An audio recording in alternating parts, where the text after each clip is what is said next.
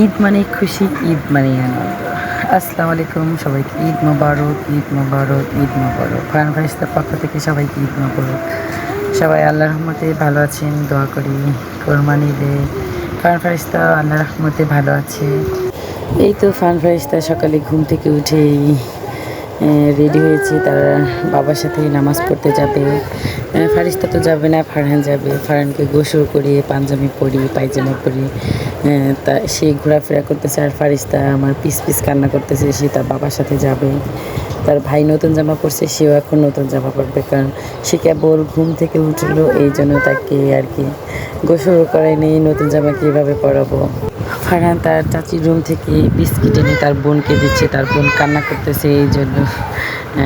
কিন্তু ফারিস্তা তার ভাইয়ের কাছ থেকে নেবে না, তার চাচির রুমে গিয়ে নেবে। কিন্তু কি মনে করে যে জানি না, হঠাৎই তার কি হয়, ঠাস ঠাস শুয়ে পড়ে আর কান্না শুরু করে। সারাদিনই এইরকমই করে।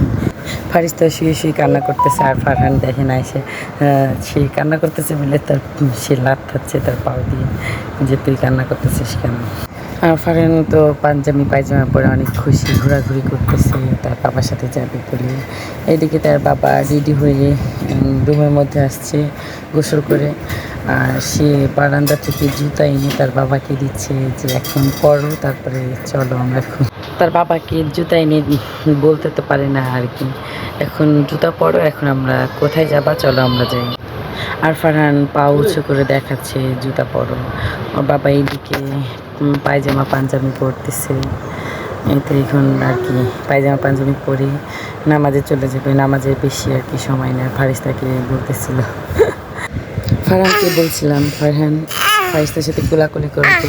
ফারহানকে বলার সাথে সাথে সে কোলাকুলি করার জন্য তার পিছনে দৌড়াচ্ছে, কিন্তু ফারিস্তা কোলাকুলি করবে না। ফারিস্তা আর কি কোলাকুলি করবে না, কিন্তু সে জোর করে করবে। তার জামা আর কি পিছন থেকে টানাটানি করতেছিল। আবার সে দেখলো ফারিস্তা করবেই না, তারপরে সে রুমের মধ্যে চলে গেল।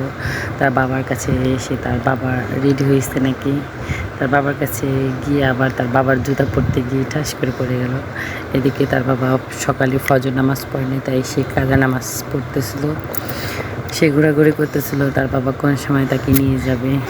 আর ফারহান তার বাবার পিস পিস খালি ঘোরাঘুরি করতেছে, বারবার শুধু তার বাবার কাছে যাচ্ছে, তার বাবা কোন সময় যাবে। ফারিস্তা বুড়িটা এখানে বসে বসে ঘোরায় চড়তেছিল, আর ফারহান তার বাবার কাছে গিয়ে তার বাবার খুশি পাড়ি দেখতেছে, তার বাবার নামাজ পড়া হয়েছে নাকি। তার বাবার নামাজ শেষ হয়ে গেছে, এই তো বেশি টাইম নেই, তাড়াহুড়া করতেছে অনেকেই। এই জন্য ফারহানকে নামাজ শেষ করে ফারহান জুতা পরে ফারহানকে করে নিই সোজাসুজি চলে গেছে, নামাজের ওই দিকে চলে যাচ্ছে আর কি। আমার মেয়েটা কখনোই যাইতে পারে না, কারণ মেয়ে মানুষ তো আর নামাজের এখানে যাইতে পারবে না, সে শুধু কান্নাই করবে সারাক্ষণ। এই দেখেন তার কান্না শুরু হয়ে গেছে, সে এখন তার বাবার সাথে যাবে। রোজার ঈদেও সবাই গেছে, ফারহান, সামির, আয়াস সবাই গেছে। ফারিস্তা কান্না করতেছিল, কারণ ও তো মেয়ে মানুষ তো যাইতে পারবে না। এইবারও ফারহান, সামির, আয়াস সবাই যাচ্ছে নামাজ পড়তে, শুধু ফারিস্তা বাদ দিয়ে। তাই ফারিস্তা কান্না করতেছিল, আমার কোলে উঠিয়ে আর কি ভিডিও করতেছিলাম, বলতেছিলাম চল আমরা ওই দিক থেকে একটু ঘুরে আসি, বাবারা যাকগে, বাবারা ভালো না, এইগুলো আর কি তাকে বোঝাচ্ছিলাম। কিন্তু সে তো বুঝবে না, দেখেন সে কান্নাই করতেছে কীভাবে, তার বাবার সাথেই যাবে। কুরবানি ঈদ কার কেমন কাটলো সবাই কমেন্টে জানাবেন। আমরা তো সারাদিনই রুমের মধ্যেই ছিলাম, আমরা কোথাও যাইনি, কারণ কোরবানি দেওয়া হয়েছে তো সবাই এখানে ছিল। আর যেটুকু টাইম ছিল তার বাবা ঘুমাইছে।